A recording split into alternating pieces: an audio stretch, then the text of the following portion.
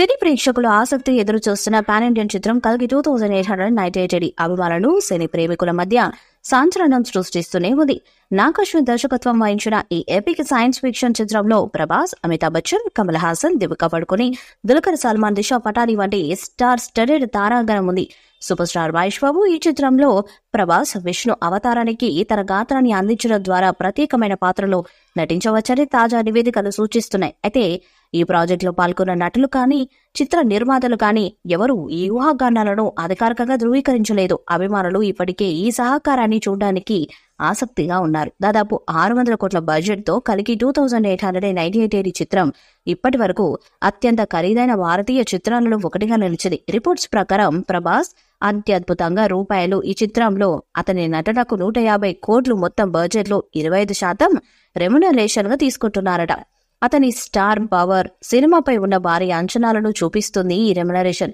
నిజానికి ఈ సినిమా మే 9వ తేదీన రిలీజ్ చేయాలని మేకర్స్ అనుకున్నారు. దానికి తగ్గట్టుగానే అనౌన్స్మెంట్ కూడా ఇచ్చారు. కానీ ఈ సినిమాకి సంబంధించిన కొన్ని గ్రాఫికల్ వర్క్స్ బ్యాలెన్స్ ఉండటంతో ఈ డేట్ కి రావడం వీలు కాలేదు. దాంతో ఈ సినిమాని దాదాపు 50 రోజుల పాటు పోస్ట్ పోన్ చేసినట్టుగా తెలుస్తుంది.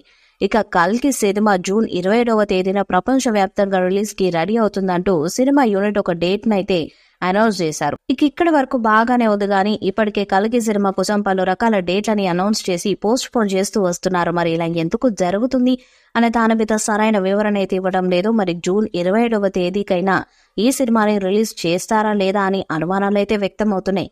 ఇక జూన్ 27వ తేదీన గనక ఈ సినిమా రాకపోతే ఆ తర్వాత నుంచి మిగతా పెద్ద హీరోల సినిమాలు కూడా రిలీజ్ కి రెడీ అవుతున్నాయి. కాబట్టి ఈ సినిమాకి రిలీజ్ డేట్ అనేది దొరకడం చాలా కష్టం అవుతుంది. కాబట్టి జూన్ 27వ తేదీన పక్కాగా రిలీజ్ చేసుకోవాల్సిందే. ఇక ఇలా పలుమార్లు సినిమా డేట్ వాయిదా వేయడంతో సినిమా మీద సగటు ప్రేక్షకుడుకున్న ఇంట్రెస్ట్ అయితే తగ్గిపోతుందని చెప్పాలి.